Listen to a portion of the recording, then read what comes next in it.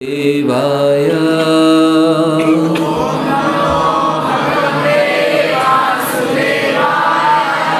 ॐ नमो भगवते वासुदेवाय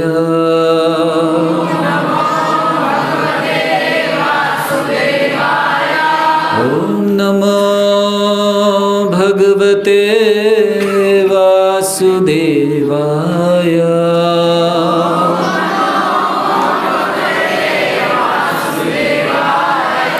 नारायणं नमस्कृत्य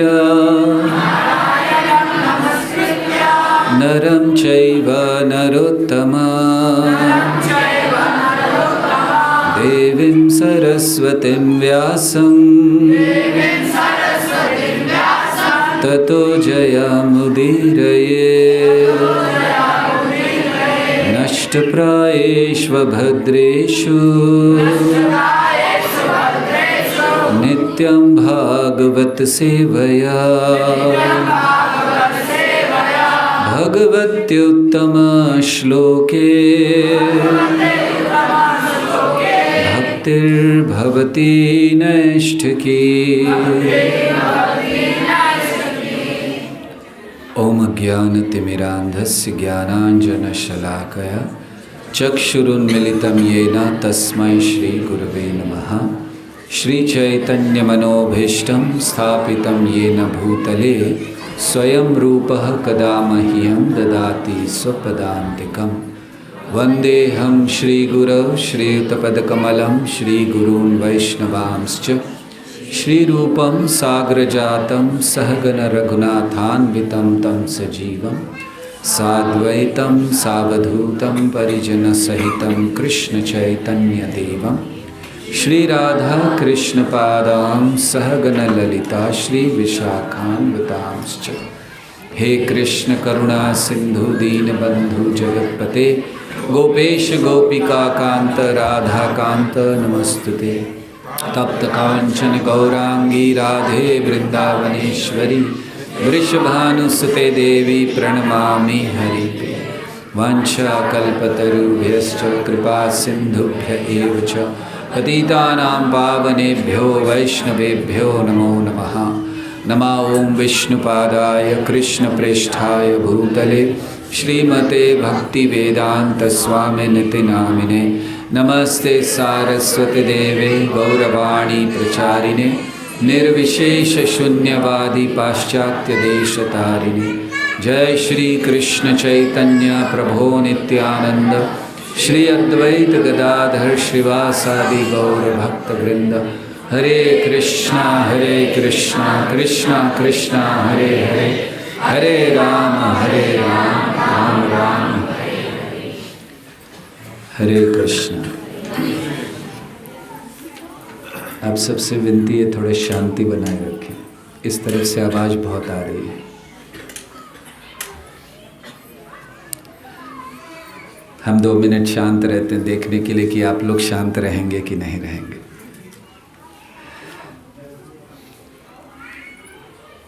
अभी हम लोग यहाँ नए स्थान में आए हैं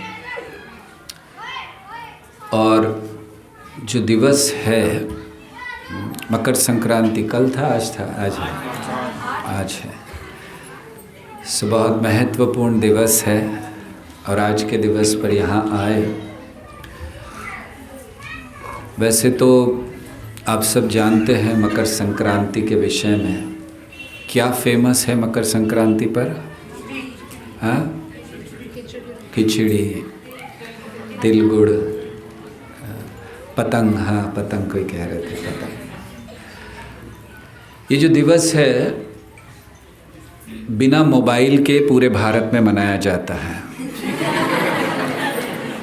इसलिए आप लोग अपने मोबाइल्स कृपया बंद रखिए।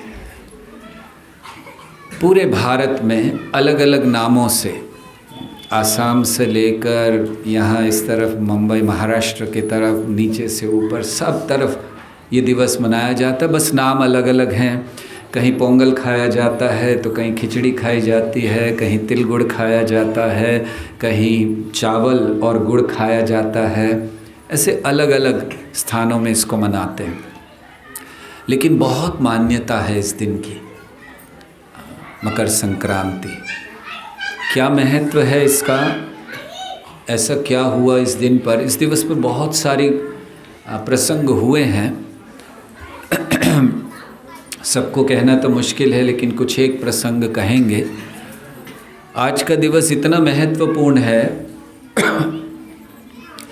कि आज ऑफकोर्स महत्वपूर्ण है कि आज के दिवस पर गौर नटराज दयाल निताई यहाँ पर आए हैं। सबसे तो पहला महत्व ऑफकोर्स आज के दिवस का भी हमारे लिए ये हो गया। आज से हम लोग जब भी कहेंगे क्या हुआ मकर संक्रांति का महत्व, गौर नटराज दयाल निताई यहाँ पर आए थे। और इसके अलावा मकर संक्रांति के बहुत से महत्व हैं। नंद महाराज और यशोदा बहुत समय से इंतज़ार कर रहे थे संतान का। थोड़ा सा शांत रहे, हमारी विनती है। जो शांत नहीं रह सकते, बाहर धूप अच्छी आ रही है।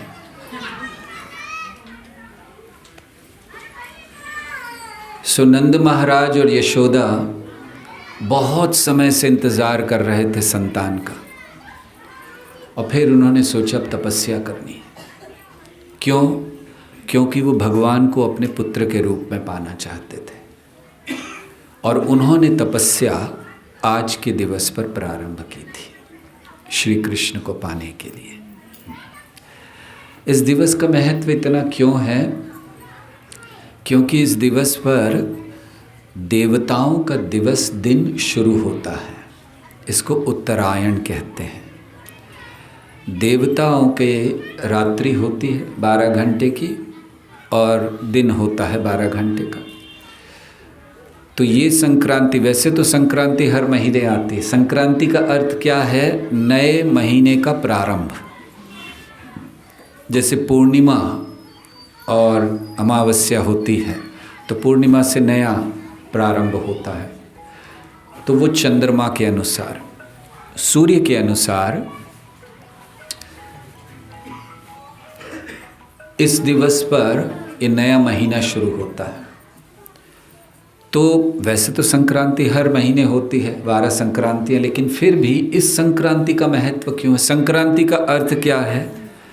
संक्रमण करना। बहुत सरल है। सूर्य एक राशि में प्रवेश करता है, उस दिवस को संक्रांति कहते हैं। कितनी राशियां हैं? 12 राशियां हैं। डरिए नहीं, हम आपसे नाम नहीं पूछने वाले हैं, हमें पता है। फिर आप लोग, किसी को पता है 12 राशियों के नाम? दुर्भाग्य से, सौभाग्य से देखिए किसी को नहीं पता। मेरा भारत महान। हाँ, 12 पता है ना? हाँ बोलिए। मेष, मकर, मिथुन, वृषभ, कन्या। 12 पता है बस, लेकिन लाइन से नहीं बोल सकते, मगर 5 के बाद लाइन बंद हो गई। Thank you. कोई और महान आत्मा है यहाँ पर? हाँ जी, आप कोशिश करिए। यस, बाकी लोग थोड़े शांत रहें। क्या तकलीफ है?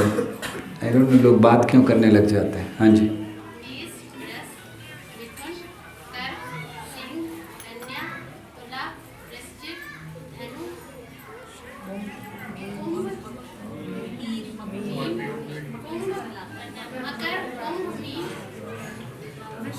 2-3 रिपीट हो गए, कुंभ और मकर बारंबार हो गए, बट फिर भी बहुत सारे बताए। माता जी के लिए जोर से ताली बजाने चाहिए। ये भारत भूमि की स्थिति है कि अगर किसी को 12 राशियां पता हैं तो उसके लिए ताली बजानी होती है। 2 मिनट ले लीजिए, कोई बात नहीं। मुझे याद है कि माघ मकरगत रवि जब होई, तीरथ पति आवे सब कोई। Thank you. हो गया? अच्छा। तो 12 राशियां हैं, और उनमें से एक है मकर। मेष से लेकर मीन तक 12 राशियां हैं, और मकर एक है उसमें। तो जब सूर्य संक्रांत या संक्रमण करता है किसमें, मकर राशि में, तो मकर संक्रांति कहलाती है। आप सब जानते हैं कि देवताओं के एक दिन जब होता है, 6 महीने पूरे होते हैं हमारे, तब उनके 12 घंटे पूरे होते हैं, और 6 महीने और 12 घंटे, मतलब 1 साल हमारा पूरा होता है, उनका 1 दिन पूरा होता है। और पृथ्वी 1 वर्ष लेती है सूर्य का चक्कर लगाने के लिए। और जब मतलब देवताओं के 1 दिन में पृथ्वी 1 बार सूर्य का चक्कर लगा लेती है। और जब उस चक्कर पूरा होता है, देवताओं का दिन प्रारंभ होता है, वो आज का दिवस है। आज से देवताओं का दिन प्रारंभ हो रहा है, इसलिए उसको उत्तरायण कहते हैं। और जब 6 महीने बाद सूर्य कर्क राशि में प्रवेश करता है, तो उस संक्रांति के दिन से दक्षिणायन शुरू होता है, मतलब रात्रि शुरू हो जाती है देवताओं की। भगवद गीता में भगवान बताते हैं कि जो उत्तरायण में अपना प्राण छोड़ते हैं, उत्तरायण अब जिस समय आज से शुरू हो रहा है, तो वे लोग सीधे धाम जाते हैं, और जो दक्षिणायन में छोड़ते हैं वो नीचे किस तरफ जाते हैं। तो इसलिए उत्तरायण बहुत महत्वपूर्ण है समय, जो आज से प्रारंभ हो रहा है। और इस दिवस पर अगर देखा जाए तो जैसे सूर्य के अनुसार और चंद्रमा के अनुसार 2 हम लोग पंचांग होते हैं हमारे। तो सूर्य के अनुसार जो है हर एक महीने का अंत मासांत कहलाता है, और फिर संक्रांति से प्रारंभ होता है नया महीना, जिसको काल चक्र कहते हैं। तो इस काल चक्र में ये अलग अलग राशियां हैं और अलग अलग महीने हैं। तो ये जो समय है, इसमें पंजाब में लोहड़ी मनाते हैं ना, और लोहड़ी इसलिए मनाई जाती है कि अब ठंड हो रही है, अब बस आखिरी महीना बाकी है ठंड का, इसके बाद ठंड नहीं होती है। और फिर इसीलिए तिल गुड़ खाया जाता है गर्म करने के लिए शरीर को। सारा कुछ वैज्ञानिक है। तो इस दिवस पर देवताओं का दिवस प्रारंभ होता है, और बहुत से महत्वपूर्ण कार्य हुए इस दिवस पर। महाराज भगीरथ ने बहुत तपस्या की थी गंगा देवी को पृथ्वी पर लाने के लिए। आप सब एक कथा जानते हैं कि भगीरथ महाराज के जो वंशज थे, या भगीरथ महाराज के पूर्वज थे, महाराज दिलीप और उनके पहले अंशुमन,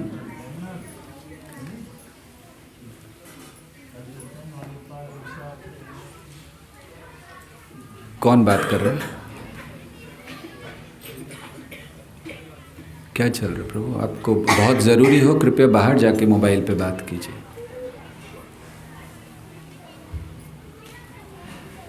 आप लोगों को कृष्ण कथा का लगता है सार या महत्व पता नहीं है।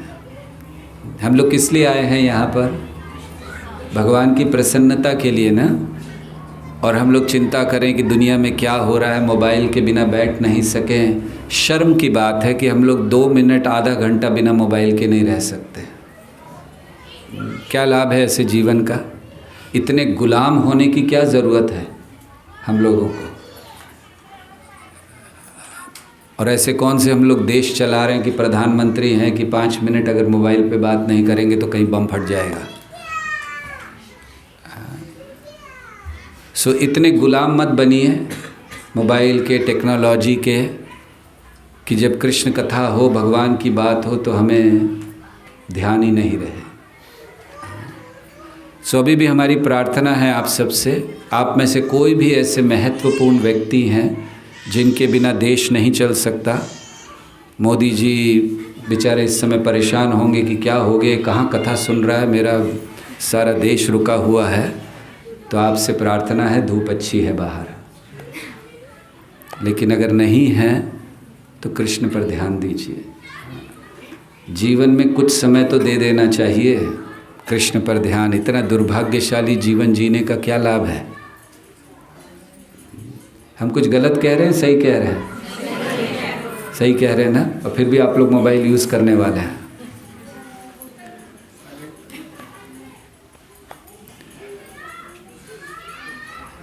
सो इस दिवस पर बहुत सारे महत्वपूर्ण कार्य हुए। गंगा देवी का हम लोग वर्णन कर रहे थे कि भगीरथ महाराज, उनके पूर्वज सबने तपस्या की, लेकिन भगीरथ महाराज की तपस्या से प्रसन्न होकर गंगा देवी आईं और फिर गंगा देवी को लेकर वो चले। जो अपने पूर्वज थे 60,000 पुत्र सगर महाराज के, सो उनको उद्धार किया और उद्धार करके फिर जो गंगा देवी सागर में मिली जाकर, तो वो आज का दिवस था जिस दिन गंगा ने सागर में प्रवेश किया पहली बार। इसीलिए आज गंगा सागर पर इतना बड़ा मेला लगता है, इतने हज़ारों लाखों लोग आते हैं वहाँ पर, क्योंकि आज का दिवस था जब गंगा जी ने प्रवेश किया समुद्र में, सागर में।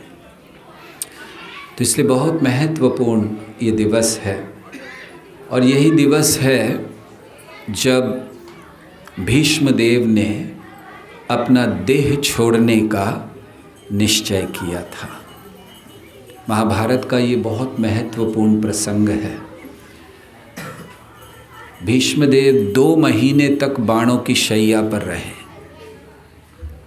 आप सोचिए, गीता जयंती के दिन युद्ध प्रारंभ हुआ था और फिर 10वें दिन भीष्म देव बाणों की शैया पर गिर गए थे और तब से लेकर करीब 53 दिन, प्रायः 2 महीने वे बाणों की शैया पर रहे। हमें शरीर में छोटी सी सुई चुभ जाए, हमें बहुत दर्द होता है, और अगर वो सुई अंदर रहे तो बहुत ज़्यादा दर्द होता है। निकाल देने के बाद चलो थोड़ा सा कुछ कर दिया, ठीक हो गया। इनके तो शरीर में इतने तीर थे कि 2 तीरों के बीच में जरा सी जगह भी नहीं थी,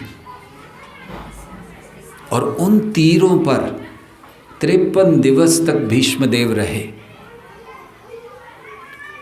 केवल रहे नहीं, ऐसा नहीं था कि बड़े चिल्ला रहे थे, हाय हाय, उपदेश दे रहे थे, ज्ञान दे रहे थे, भगवान का स्मरण कर रहे थे, प्रार्थनाएं कर रहे थे और इंतज़ार कर रहे थे इस दिवस का, उत्तरायण।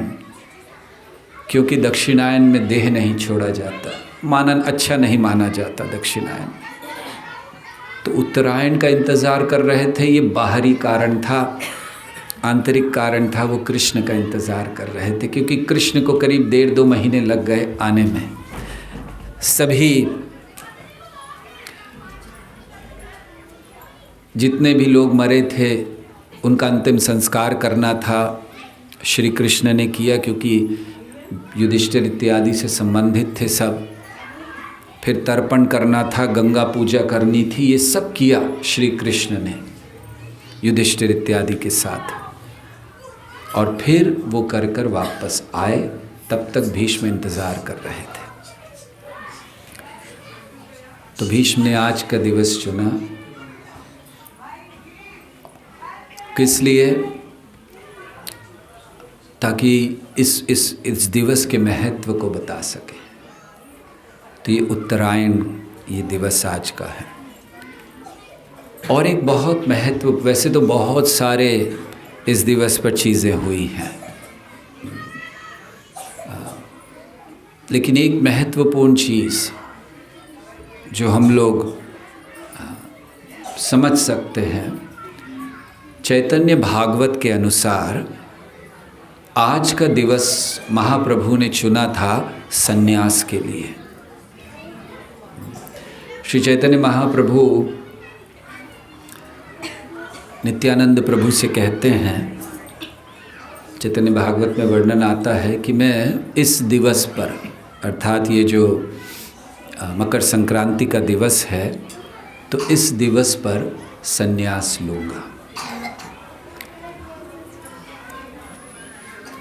कहना चाहिए कि बहुत सारे अवतार आते हैं, लेकिन इन अवतारों में जब चैतन्य महाप्रभु स्वयं आए और उन्होंने जो भाव और जो कार्यों को किया, वो कहीं देखने नहीं मिलता। सन्यास लेना किनके लिए? साधारण व्यक्तियों के लिए, भक्तों के लिए, साधुओं के लिए तो कोई बड़ी बात नहीं है, लेकिन भगवान सन्यास ले, क्या आवश्यकता है? ऐसा कौन सा चीज़ है जो बिना सन्यास के वो नहीं पूरा कर सकते। मनुष्यों को, साधुओं को कहा जाता है सन्यास लेने, क्योंकि हम सन्यास के बिना या वैराग्य के बिना कृष्ण की ओर आकृष्ट नहीं हो सकते। लेकिन भगवान को क्या ज़रूरत है सन्यास लेने की? भगवान क्यों सन्यास लेते? तो वो सन्यास लेते हैं किस लिए? इसका एक बड़ा महत्व है। तो इस लीला को थोड़ा सा आज के दिवस पर स्मरण करेंगे। आज का दिवस है गंगा देवी का गुणगान करने का, भीष्म देव का गुणगान करने का, श्री चैतन्य महाप्रभु के सन्यास लीला के श्रवण का। और इनकी सन्यास लीला वैसे तो बहुत दुख देने वाली है, लेकिन हृदय में प्रेम को लाती है। और आज श्री चैतन्य महाप्रभु नित्यानंद प्रभु के साथ यहाँ आए हैं, तो हमने सोचा कि थोड़ा सा चर्चा उस विषय में करें कि जब चैतन्य महाप्रभु ने सन्यास लिया और क्यों लिया। सो श्री चैतन्य महाप्रभु इस पृथ्वी पर 48 वर्ष तक रहे, जिसमें से 24 वर्ष की आयु में उन्होंने सन्यास ले लिया। 24 वर्ष की कोई आयु सन्यास की नहीं होती है। युवा अवस्था, व्यक्ति उस समय ये सोचता है कि मुझे बहुत कुछ करना है जीवन में, दुनिया को दिखाना है कि मैं भी कुछ हूँ। और ऐसे समय में सन्यास, श्री चैतन्य महाप्रभु ने इतनी छोटी उम्र में सन्यास क्यों लिया? थोड़ा सा रुक सकते थे, थोड़े बड़े हो जाते। जैसे लोग कहते हैं कि भक्ति अभी नहीं करनी चाहिए, अभी बच्चे हो, थोड़े बड़े हो जाओ, बूढ़े हो जाओ, दुनिया के लिए बेकार हो जाओ, तब कृष्ण के पास चले जाना। चैतन्य महाप्रभु ने 24 वर्ष की आयु में सन्यास ये दिखलाने के लिए लिया कि हमें इंतज़ार नहीं करना है मृत्यु तक का, बुढ़ापे तक का, कृष्ण प्राप्ति के लिए, भगवान की प्राप्ति के लिए। जीवन में बहुत कुछ करते हैं हम लोग और बहुत सारी चीज़ों को महत्व देते हैं हम लोग। कृष्ण को क्यों नहीं? भगवान को क्यों नहीं? उन लोगों से पूछिए जो लोग धन कमाने में लगे हैं, जो लोग बहुत सारा मान सम्मान पाने में लगे हैं, प्रसिद्धि पाने में लगे हैं, सही दृष्टि में खुश नहीं है। वो उस धन में कृष्ण को ढूंढ रहे हैं। लेकिन चैतन्य महाप्रभु ने सन्यास लिया 24 वर्ष की आयु में। और कैसे लिया?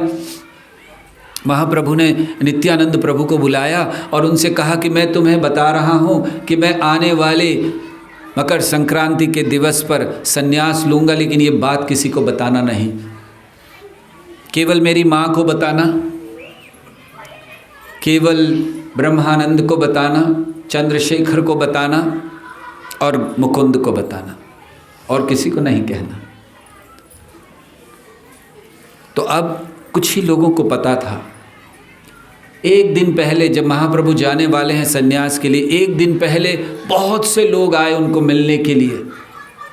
ऐसा वर्णन है चैतन्य भागवत में कि बहुत हार रहे थे और हर कोई हार लेकर आ रहा था, उपहार ला रहा था। महाप्रभु का पूरा जो शरीर था भर गया हार से, और लोग आ रहे थे। और उनमें शची माता, जो चैतन्य महाप्रभु की माँ है, वो केवल इंतज़ार कर रही थी, क्योंकि वो सुन चुकी थी कि मेरा बेटा सन्यास लेने वाला है। और वो चैतन्य महाप्रभु से पूछना चाहती थी कि सत्य है जो मैंने सुना, वो सही है, तुम जा रहे हो, कब जा रहे हो? लेकिन उनको अवसर ही नहीं मिल रहा था। बहुत से लोग आ रहे थे, वो चाहती थी कि थोड़ा सा अकेले में हो तो मैं जाकर पूछूं। समय ही नहीं, बहुत से दिन भर लोग आते रहे। संध्या का समय हुआ, अब देखा शची माता ने कि अकेला रह गया है ये, अब जाकर पूछती हूँ इसको कि सुना है सन्यास लेने वाला है। तो शची माता जा ही रही थी कि श्रीधर आ गया, श्रीधर कोलावेचा। चैतन्य भागवत में बहुत सुंदर वर्णन है। श्रीधर कोलावेचा ये केले के पत्ते बेचा करते थे, और जो भी कमाई होती थी उसकी आधी कमाई गंगा पूजा में लगा देते थे। अब क्या कमाई होती होगी, बहुत थोड़ा सा। तो केले पत्ते बेचने वाले उस दिन महाप्रभु के लिए एक उपहार लेकर आए। आप में से कोई जानते क्या उपहार लाए? श्रीधर कोला बेचा मकर संक्रांति के एक दिवस पहले, महाप्रभु जाने वाले उसके एक दिवस पहले। किसी को पता है? मोबाइल तो नहीं लाए थे निश्चित। श्रीधर कोला बेचा, बहुत सरल आदमी, केले के पत्ते बेचने वाले, उनके पास तो वही धन है, वही चीज़ है, स्वाभाविक है कि वो उपहार लाएंगे। लेकिन वो उस दिन वो उपहार नहीं लाए, वो लौकी लेकर आए महाप्रभु के लिए। हाथ में लौकी लेकर आए थे महाप्रभु को देने के लिए श्रीधर। और महाप्रभु ने देखा तो महाप्रभु ने पूछा, तुम्हें लौकी कहाँ से मिल गई? क्यों लाए थे वो? क्योंकि वो जानते थे कि महाप्रभु को बहुत पसंद है। उनकी क्षमता नहीं थी, कहीं से वो खेतों में से कहीं उनको दिखा और महाप्रभु का स्मरण हुआ, वो लेकर आए। हम लोग हंसते हैं ना सुनकर, लौकी लेकर आया है उपहार। कोई अगर यहाँ पर ले आए, लौकी लेकर आए, तो हम लोग समझिए किसी के विवाह हो रहा है, लोग लाइन लगाकर उपहार दे रहे हैं, बड़े बड़े वो गिफ्ट पैक किए हुए हैं, बड़ा अच्छा कुछ कोई, और एक व्यक्ति लौकी लेकर आ रहा है, कैसा लगेगा आपको? लेकिन चैतन्य महाप्रभु बहुत प्रसन्न हुए, क्योंकि श्रीधर ने ये सोचा नहीं कि लोग क्या सोचेंगे। मैं लौकी लेके जा रहा हूँ हाथ में, लोग क्या सोचेंगे। उन्होंने ये सोचा कि महाप्रभु इसको देखकर जरूर इसको खाएंगे, बस मेरे लिए संतुष्टि है। इसे प्रेम कहते हैं। जहाँ जगत की चिंता ना हो, दुनिया क्या सोचेगी, लौकी लेकर जा रहा हूँ, उन्होंने ये नहीं सोचा। जब लेकर भी आ रहे होंगे, ये वर्णन तो नहीं है चैतन्य भागवत में, हम केवल ये कल्पना कर रहे हैं कि जब वो लेकर आ रहे होंगे रास्ते में लौकी, लोग भी देखकर हंस रहे होंगे, ये श्रीधर क्या कर रहे हो? महाप्रभु के लिए उपहार ले जाओ, लौकी, हंस रहे होंगे। लेकिन श्रीधर ने कोई चिंता नहीं की। श्रीधर समझा रहे थे कि अगर कृष्ण से प्रेम है तो हमें जगत की चिंता नहीं करनी चाहिए। ये नहीं सोचना चाहिए कि दुनिया क्या कहेगी। हमें वो कार्य करना चाहिए जो कृष्ण को प्रिय है, और वो भक्ति है, वो प्रेम है। श्री कृष्ण का नाम लेना, कृष्ण की सेवा करना, ये भक्ति और प्रेम का लक्षण है। और कृष्ण के लिए जीवन समर्पण करना। तो इसीलिए जब श्रीधर ये लेकर आए हैं, ये विशेष क्यों, हम ये भी सोच रहे थे जब इसको पढ़ रहे थे कि वृंदावन दास ठाकुर जो इतने महान भक्त थे, क्या जरूरत थी उनको लिखने की कि श्रीधर एक लौकी लेकर आए। कोई ऐसा बड़ा चीज़ नहीं था। अगर महाप्रभु के लिए कोई बहुत बड़ा उपहार लाए होते, लिख देते, लौकी लेकर आए, ना लिखते, क्या ज़रूरत थी लिखने की? ज़रूरत थी क्योंकि वो दिखला रहे थे प्रेम क्या है। सो भगवान से प्रेम करने के लिए हमें कोई बहुत बड़ा ऐश्वर्य नहीं चाहिए, हमें कोई बहुत बड़ी सुविधा नहीं चाहिए, हमें कोई बहुत अच्छा शरीर नहीं चाहिए, हमें कोई बहुत प्रसिद्धि नहीं चाहिए। केवल हृदय में प्रेम चाहिए, बस। कृष्ण उससे प्रसन्न होते हैं। तो श्रीधर लेकर आए, तो सच्ची माता जाने ही वाली थी, अब श्रीधर आ गए, महाप्रभु उनसे बात कर रहे हैं, सच्ची माता को फिर रुकना पड़ा। और फिर जब सब चले गए, तब सच्ची माता ने महाप्रभु से पूछा। आप सोचिए उस दृश्य को कि एक माँ है जिसका एक बड़ा पुत्र पहले ही मृत्यु क्या छोड़कर चला गया है, घर पता नहीं कहाँ गया, संन्यास ले लिया, जीवित है नहीं है कुछ नहीं पता। एक ही पुत्र है, पति है नहीं, जिसके आश्रय में, जिसके आधार पर वो जीवन जी रही है, और आज उसको पता चलता है कि वो भी संन्यास लेने वाला। क्या स्थिति होगी उस माँ के हृदय की। और उनको पूछना है अपने पुत्र से क्या ये सही है कि नहीं। क्या घबराहट होगी हृदय में कि उनको लग रहा होगा कि मैं पूछूं और शायद चैतन्य महाप्रभु कह दें कि ये गलत है। ऐसा नहीं होगा। इस आशा से वो जा रही हैं पूछने के लिए चैतन्य महाप्रभु से। संन्यास लेने वाले हो। और श्री चैतन्य महाप्रभु स्वीकार करना होता है उनको, वो तो झूठ नहीं कह सकते। तो बहुत लंबा संवाद है। बहुत प्रयास से उन्होंने अपनी माता को सांत्वना दी कि हाँ मैं संन्यास लेने वाला हूँ। बहुत कुछ कहा उनकी माता ने, लेकिन खैर भगवान जो करना चाहते हैं उनको कोई रोक नहीं सकता। फिर अपनी पत्नी को उनको बताना था, विष्णुप्रिया देवी, उनको भी रात भर समझाए हैं। और फिर चैतन्य महाप्रभु सुबह जब चले हैं संन्यास लेने, उन्होंने अपनी माता के चरण स्पर्श किए। उनके मुख से कोई आवाज़ ही नहीं थी, वो स्तब्ध खड़ी थी। एक स्थान पर वर्णन है कि जो दरवाज़ा होता है, जैसे दरवाज़ा है तो घर के दरवाजे पर वो ऐसे हाथ रख कर खड़ी थी कि कहीं चला ना जाए। वो सोई नहीं थी रात भर। तो चैतन्य महाप्रभु ने चरण स्पर्श किए, वो स्तब्ध थी, कुछ बोल नहीं पा रही थी। हाथ ऐसे ही था। चैतन्य महाप्रभु नीचे से चले गए, मानो आशीर्वाद लेकर जा रहे हों। और फिर सुबह भक्त आए। देखिए जो चैतन्य लीला है ये प्रेम की लीला है। हम लोग सुनते हैं श्री कृष्ण ने गोपियों के साथ प्रेम किया, श्रीमती राधा रानी से प्रेम किया, ब्रजवासियों से प्रेम किया। लेकिन चैतन्य महाप्रभु ने दिखलाया कि भक्तों में कैसे प्रेम होना चाहिए। तो सभी भक्तों को पता नहीं था, भागते हुए आए जब ये समाचार फैलने लगा, कहाँ हैं कहाँ हैं। और जब पता चला कि वो जा चुके हैं, और उस समय शची माता को चेतना वापस आई और वो भागी इधर उधर, पागलों की तरह भाग रही थी। घरों में जा जाकर पूछ रही थी कि देखा है मेरे निमाई को, देखा है कहीं। और शची माता कहती हैं कि ये जगत तो निर्दयी हुआ ही, आज यमराज को भी मेरे ऊपर दया नहीं आ रही है, क्योंकि वो चाहती थी कि कम से कम यमराज मुझे ले जाएं आकर। सो चैतन्य महाप्रभु ने अपने इतने प्रेमी भक्तों को कष्ट क्यों दिया, जो उनके लिए प्राण थे।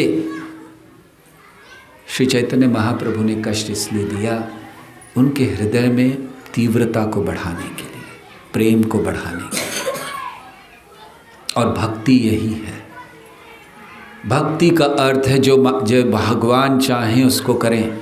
श्री चैतन्य महाप्रभु एक स्थान पर कहते हैं, बहुत महत्वपूर्ण, संन्यास लेने से पहले उन्होंने कहा, अगर आप सब मुझे प्रसन्न करना चाहते हैं तो केवल कृष्ण का नाम लीजिए, केवल कृष्ण का स्मरण कीजिए। और कब कीजिए?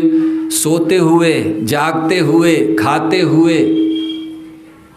और इसलिए महाप्रभु सदैव कृष्ण का नाम लिया करते थे। जहाँ भी जाते थे, जहाँ होते भक्तों को कहते कृष्ण का नाम लेना है।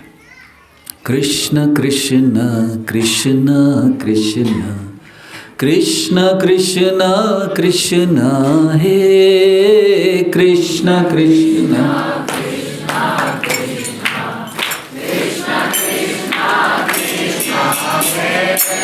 कृष्ण कृष्ण कृष्ण कृष्ण कृष्ण कृष्ण हे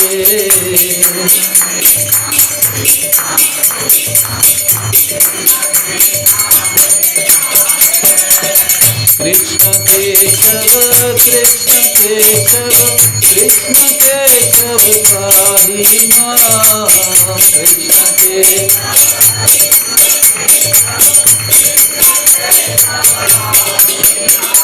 राम राघव राम राघव राम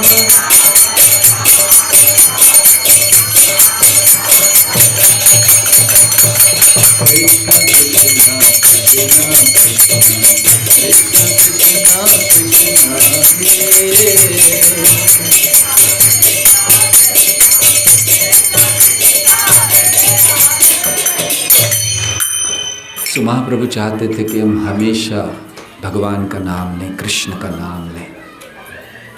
तो इसलिए आज के दिवस तो महाप्रभु जब गए हैं संन्यास लेने, तो उनके अंदर इतनी तीव्रता थी कि उन्होंने नदी पार करने के लिए कोई बोट का इस्तेमाल नहीं किया, वह ऐसे ही तैर कर नदी पार कर ली उन्होंने।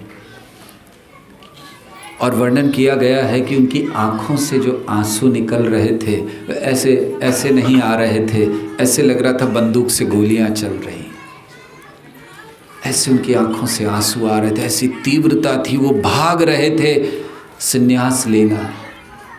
और पहुँचे हैं संन्यास लेने ईश्वरपुरी के पास, काटवा नाम के स्थान में पहुंच गए। संन्यास चाहिए, मुझे संन्यास देना है। उन्होंने कहा 24 साल के इतने युवा अवस्था में हो, तुम्हारी पत्नी है और तुम्हारे कोई संतान नहीं है पत्नी का ध्यान रखने के लिए, संन्यास नहीं ले सकते, अभी समय है, वापस जाओ, थोड़े समय बाद आना। महाप्रभु कहते हैं कि क्यों आप मुझे भ्रम में डाल रहे हैं, ये मनुष्य जीवन किस लिए मिला है? उन्होंने कहा मनुष्य जीवन मिला है भगवान की प्राप्ति के लिए, और आप मुझे उससे दूर कर रहे हैं।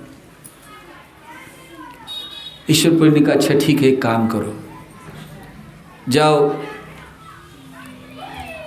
ईश्वरपुरी के जो सन्यास गुरु थे, उन्होंने कहा कि जाओ अपनी माता से अनुमति लेकर आओ, अपनी पत्नी से अनुमति लेकर आओ, तब मैं तुम्हें संन्यास दे दूंगा, जाओ। उनकी इच्छा ये थी कि ये जाएंगे और मैं भी काटवा से चला जाऊंगा, तो जब ये वापस आएंगे मैं यहाँ नहीं होऊंगा, इनको जिनसे लेना है संन्यास लें, मैं कम से कम ये कार्य नहीं कर सकता।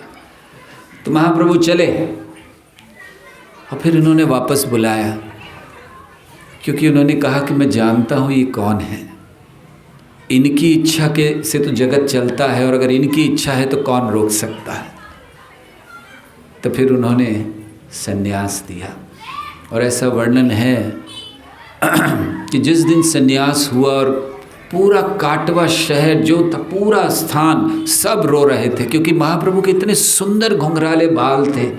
श्री कृष्ण हैं, कृष्ण के बाल कैसे होंगे, तो बहुत घुंघराले बाल थे, और उन बालों को वो जो नाई था उसने काटने से मना कर दिया।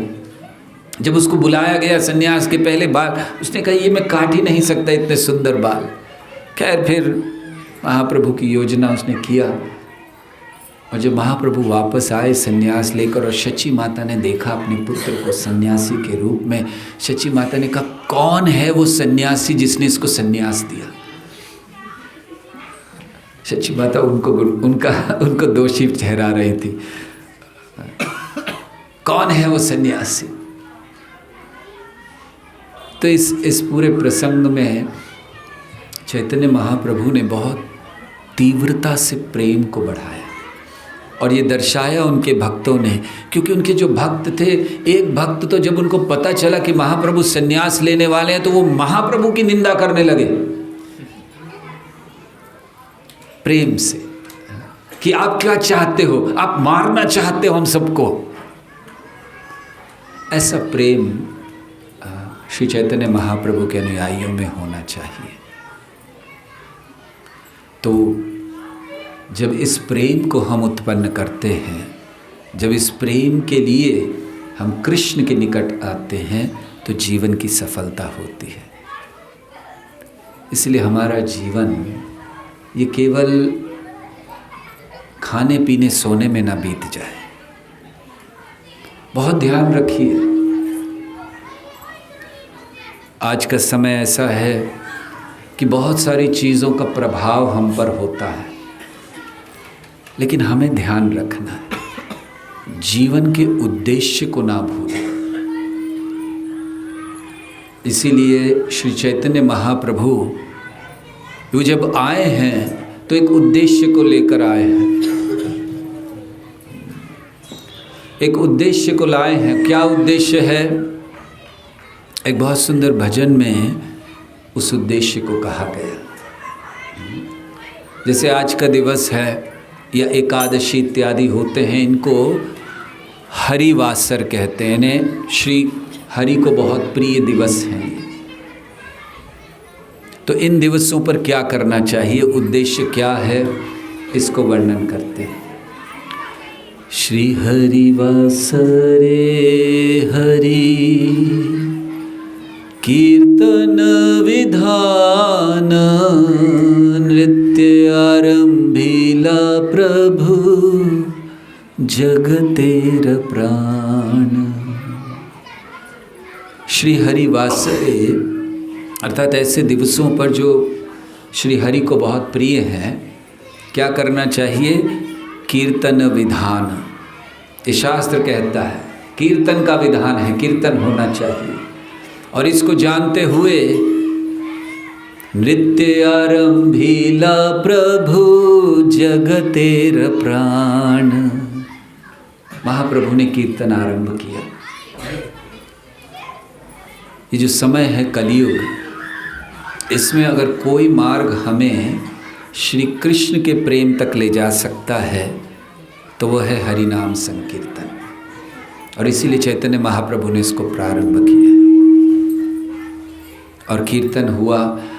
और कहाँ कीर्तन करते थे वो? पुण्यवंत श्रीवास अंगने शुभारम उठिल कीर्तन ध्वनि गोपाल गोविंद। श्रीवास के आंगन में श्री चैतन्य महाप्रभु ने कीर्तन प्रारंभ किया। दिन में सड़कों पर जाकर कीर्तन करते थे। देखिए कभी कभी भक्त सड़कों पर कीर्तन करते हैं तो लोग दूर से अपने घरों से, अपनी गैलरी से बैठे हुए अपनी बालकनी से देखते हैं, ये पागल लोग हैं, क्या कर रहे हैं? अरे चुपचाप घर में बैठे। भक्ति ऐसे थोड़ी होती है। हम लोगों को भी यही सिखाया गया था बचपन में। भक्ति क्या है? भगवान के सामने जाओ, हाथ जोड़ो, आंख बंद करो और कुछ मांगो, यही भक्ति है ना। सुख संपत्ति घर आवे, कष्ट मिटे तन का, जय जगदीश हरे। इसके अलावा हमारी कोई भक्ति नहीं है। लेकिन चैतन्य महाप्रभु ने समझा। तो जब कीर्तन करते हैं बाहर तो लगता है पागल हैं ये लोग। लेकिन आप जानते चैतन्य महाप्रभु कौन थे? एक तो भगवान हैं ही, लेकिन भौतिक दृष्टि से भी उस समय के सबसे विद्वान व्यक्ति थे वो। दूर दूर से लोग उनके पास आते थे पढ़ने के लिए। तो कोई ऐसे भावुक व्यक्ति नहीं थे वो कि अचानक एक दिन सड़क पर कपड़े फाड़ कर कीर्तन कर रहे हैं। महाप्रभु बहुत सौम्य कीर्तन किया करते थे। तो दिन भर कीर्तन होता था। और एक दिन महाप्रभु ने कहा कि हम लोग रात क्यों बर्बाद करते हैं रात सो जाते हैं हम लोग, कीर्तन करना चाहिए। तो श्रीवास के आंगन में कीर्तन करना शुरू किया और रात भर कीर्तन होता था। और वो बड़ा उद्दंड कीर्तन था, वैसे सौम्य कीर्तन नहीं था। आप लोग देखते हैं भक्त बड़े आराम से एक पाँव इधर एक पाँव इधर, हरे कृष्णा कृष्ण कृष्ण, ये तो बाहर सड़कों के लिए ठीक है। लेकिन जब महाप्रभु का पुण्यवंत श्रीवास अंगने शुभारम, तो उसमें जो कीर्तन होता था, कीर्तन करते करते महाप्रभु एकदम ऊपर उछल जाते थे और जोर से धड़ाम करके नीचे गिरते थे। लोग सोचते थे टूट गई हड्डियां सारी इसकी। ऐसा कीर्तन होता था। कोई रो रहा है, कोई चिल्ला रहा है, किसी के आंसू निकल रहे हैं। ऑफ कोर्स हम लोग ये सुनकर सोचेंगे पागल लोग हैं सारे। एक दृष्टि से इस जगत में दो ही लोग सुखी हैं। एक जो पागल है, तो उसको कुछ पता ही नहीं, पत्थर मारो उसको कोई फर्क नहीं पड़ने वाला, पागल आदमी, उसको कुछ पता ही नहीं। और दूसरे जो कृष्ण के पीछे पागल है, क्योंकि उनको आप कुछ भी कह लो उनको कोई फर्क ही नहीं होता, वो अपना कीर्तन करते रहते। हरे कृष्णा कृष्ण कृष्ण हरे हरे, हरे राम राम राम हरे हरे, हरे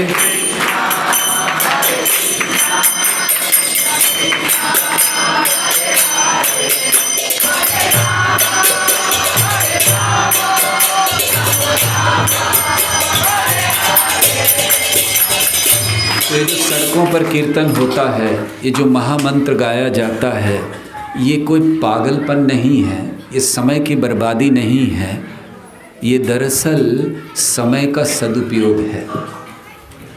क्योंकि हम इस जगत में, अब कोई लोग, आप लोग कोई कह सकता है कि ये लोग पागल हैं। आप लोग जो 4-4 घंटे फेसबुक पर बिताते हैं उसको पागल क्यों नहीं कहते हैं? सही है ना? है कि नहीं? वो पागलपन मानते हो आप लोग? क्या करते फेसबुक पर? मैं नहा रहा हूँ। कौन देखना चाहता है आपको? शायद वो नहीं करते होंगे जो भी करते हैं लोग। एयरपोर्ट पर, मैं एयरपोर्ट पर हूँ प्लेन के साथ, मैं यहाँ हूँ और वही चल रहा। और आप लोग बेवकूफ़ 4 घंटे यही देख रहे हैं कि कौन कहाँ पर है। सही है ना? फिर उसके अलावा और बेवकूफ़ी के बहुत साधन आ गए हैं। ट्विटर है, इंस्टाग्राम है, हाँ, स्नैपचैट। देखिए बच्चों को हमसे ज़्यादा पता है, क्योंकि 8-8 घंटे ये बिताते हैं उसमें। तो उन लोगों को पागल नहीं कहा जाता, उन लोगों को एडवांस मॉडर्न बच्चे कहा जाता है। राइट? क्यों मॉडर्न बच्चे हैं? क्योंकि इनके मुख पर कभी कृष्ण का नाम नहीं आता, इसीलिए मॉडर्न है, एडवांस्ड है। इनको आप कुछ भी पूछ लीजिए, वो इंस्टाग्राम या उसका उनको सब पता है। कैसे? हमें तो आज तक नहीं पता हमारा अकाउंट है क्या, कहाँ गए? सर नहीं है? है? किसको पता चला? हमने तो आज तक नहीं देखा हमारा अकाउंट। सो लोग पता नहीं कहाँ कहाँ क्या क्या। तो आप उनको क्यों नहीं पागल कहते? हमारा ये प्रश्न है। जो लोग अपना पैसा खर्चा करके वो एक स्टेडियम के अंदर बैठते हैं, एक 11 लोगों को एक क्रिकेट के बैट और बॉल से ऐसे खेलते हुए देखकर, और कितनी मूर्खता है कि वो जो पैसा देते हैं वो लेके तो वो 11 लोग चले जाते हैं सारे। और ये लोग, उनको क्यों नहीं पागल कहा जाता? वो भी संकीर्तन करते हैं एक प्रकार का, एक साथ बैठकर। लेकिन जहाँ कृष्ण का नाम हो तो उनको पागल कहा जाता है। और हम तो कहते हैं हम खुश हैं ऐसे पागल कहलाने में। वो स्टेडियम में बैठने वाले, वो 8 घंटा इंस्टाग्राम पर बैठने वाले, या अन्य शराब खाने में जाकर, डिस्को में जाकर करने वालों पागलों से हम पागल अच्छे हैं, क्योंकि हमें प्रसन्नता है कि हम कृष्ण का नाम लेते हैं। तो इसलिए जीवन को व्यर्थ मत कीजिए। ये जो भक्ति का मार्ग है इसको स्वीकार कीजिए। अब यहाँ पर ये नया केंद्र आज प्रारंभ हो रहा है, और यहाँ ये केंद्र लेने का एक ही उद्देश्य था, यहाँ जगह ज़्यादा है, आप सब बैठ सकें आकर। लाइक जैसे अभी आप बैठे हैं, हमारा जो पुराना केंद्र था इतने लोग नहीं बैठ पाते थे, और अब तो हमने बाहर भी इसीलिए कुछ नहीं बनाया है, खुला रखा है। थोड़े समय में इच्छा है कि दीवार भी हटा दें तो यहाँ से वहाँ तक पूरा हो जाए। पता नहीं हटा पाएंगे या नहीं, लेकिन तो आप लोगों से विनती है कि इसका उपयोग कीजिए। आप में से कितने यहाँ के आसपास रहते हैं? कोई? ओके, बहुत अच्छा। सो जो आसपास रहते हैं वो रोज़ आएँ। यहाँ पर हम लोग सुबह 4:30 बजे से भगवान की मंगल आरती प्रारंभ करते हैं। ये भी एक पागलपन है ना? लोग कहते हैं लोग 4:30 बजे नाचने लग जाते हैं सुबह। कौन नाचता है? राइट? एकदम सही बात है, कौन नाचता है? क्योंकि लोग 4:30 बजे वापस आते हैं डिस्को से। तो ये आपके लिए बहुत अच्छी सुविधा है। यहाँ पर आइए, कृष्ण के विषय में सुनिए, कृष्ण का नाम लीजिए, कीर्तन कीजिए। अभी सुंदर दर्शन होंगे, आरती होगी, तो ऐसे रोज़ होगा, और हर रविवार को यहाँ पर ऐसे कार्यक्रम होगा। आपसे विनती है कि आज जितने आए हैं प्रयास कीजिए अगली बार ज़्यादा आएँ। बस थोड़े ही समय में 2-4 संडे में हमें लगना चाहिए कि ये जगह भी कम पड़ रही है, कोई और बड़ा ग्राउंड देखना पड़े हम लोग। तो इसीलिए आप सबसे विनती है, आइए यहाँ पर उपयोग कीजिए। रोज़ सुबह शाम संध्या आरती होती है 7 बजे और सुबह में मंगल आरती 4:30 बजे। बीच में भी काफ़ी दर्शन रहते हैं, आरतियाँ होती हैं। सो आप सब आइएगा। कल यहाँ सबसे पहली स्थान की पहली मंगल आरती होगी 4:30 बजे और हमें आशा है आप सब लोग आएंगे। किसी ने नहीं बुला रही है,